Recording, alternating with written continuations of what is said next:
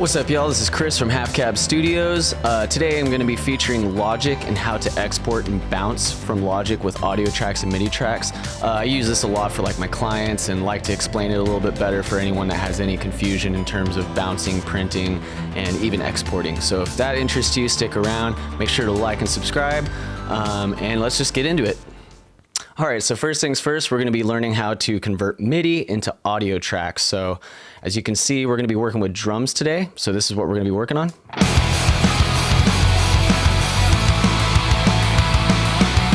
So yeah, we got our drums. They sound like drums, so that's good. Let's start off by turning off any insert plugins that you have here. Now, don't turn off this one that you're using your VST. That's what you're printing from. You're wanting those instruments.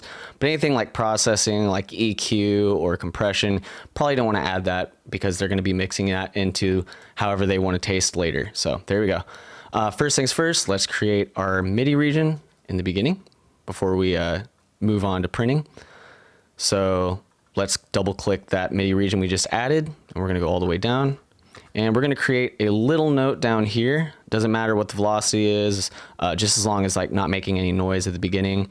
Just so that way you have a tempo map if you're wanting to just export the MIDI so they can print their own stems if they want to. But let's just go through this and you'll see what I'm talking about. We're going to join all these together, which is the next thing we're going to be working on. So if you highlight all these, you're going to hit J. In Logic, J means join, so basically it's going to join all your audio or MIDI together, so you have it all organized and it's not a bunch of jumbled mess, exporting each one of those little regions. So let's go to our drums, and we're going to bounce each one of these drums. Now, that sounds like a lot, but it's not. All you have to do is just mute the other drums you're not wanting. So let's say let's just bounce the kick. We're going to take all of these. By the way, I have this turned off, so you don't have to hear all the drums. It's going to, drive you insane. So let's turn that off. We're going to mute all of these that aren't the kick by hitting Control M. There you go. You don't have to go through every single one of these and scrub through and mute each individual one, because I already did it over here by selecting them all. Now we just got kicks. So now that we have our kicks, what we're going to be doing next is make sure all of our automation is turned off. It's at Unity.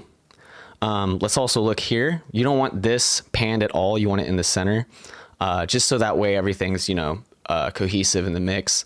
And yeah, so we should be good to go. Oh, I missed a few. Let's get these out of there. So there we go. We're going to print this by hitting Control B.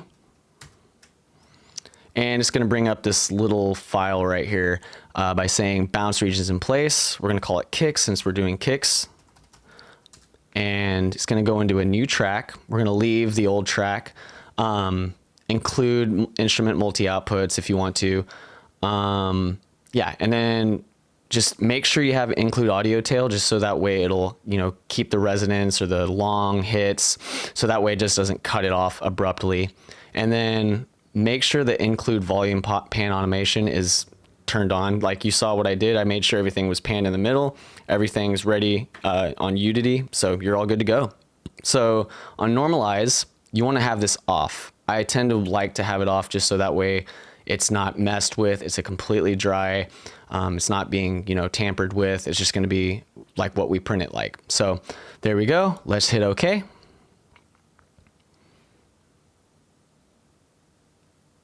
And there we go. Let's see what these sound like. Yep, sounds like a kick.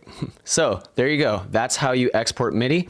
And basically you would do the same thing for like all the rest of the shells, like snare, tom, kicks. And then you could even do cymbals where you just highlight all the cymbals and hi-hats and just have that in one track itself, and you can bounce that in place as well. Okay, so next up we are going to dive into printing audio tracks. So basically we are going to be taking just regular audio, not MIDI files, and converting them. In this case, we're using guitars. So.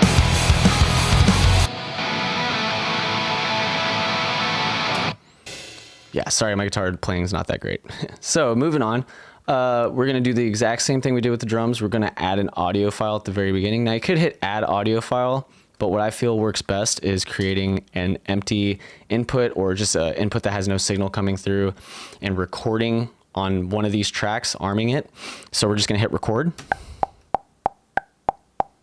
And you're done. There you go. So we're going to go to that audio track, and what you can do is hold Control and click, and you can add this at the beginning of every file that you're wanting to basically join. So that way it's all going to start at the very beginning. Because again, we want to make sure all of our tracks are organized. They're not starting at different parts of the section. So we're going to zoom all the way out, grab all these guitars and hit join or J and hit create.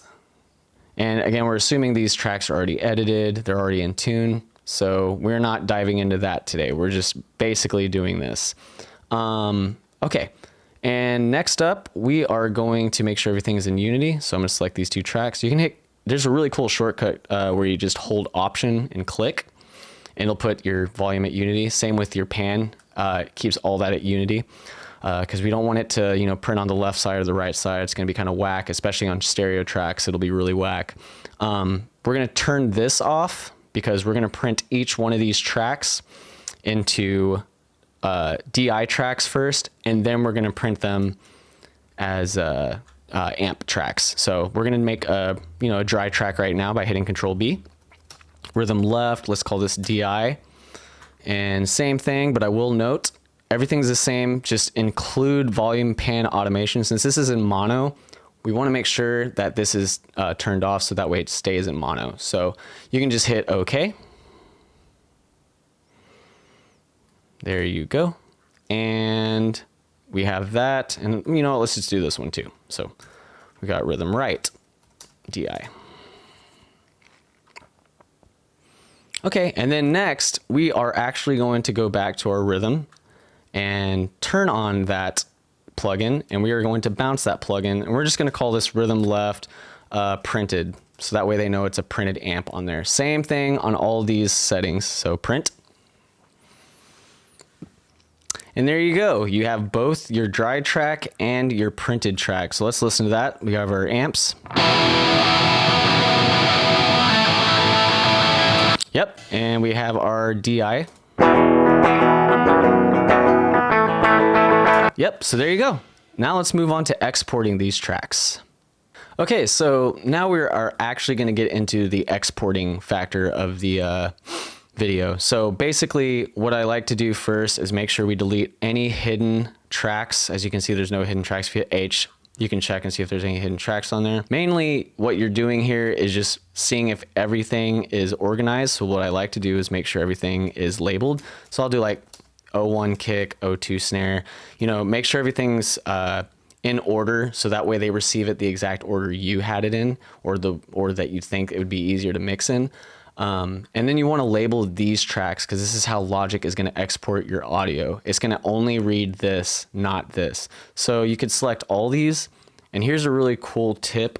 Instead of having to do this on each one, if you select all of them and hit Shift Option N, you are going to get all of your tracks named for you. Oh, almost missed out on that one. Yep, and there you go. All your tracks are labeled and ready to be exported. But wait, we still have a lot to do. We got to make sure everything's in Unity. All right, and we also want to make sure we get rid of any plugins. So you can just remove all plugins. And actually, you do want to remove any buses or sends in that case, just to make sure that you're not getting any more effects going through, just in case. I like to make sure everything is completely organized and not having any errors when you're sending it the first time.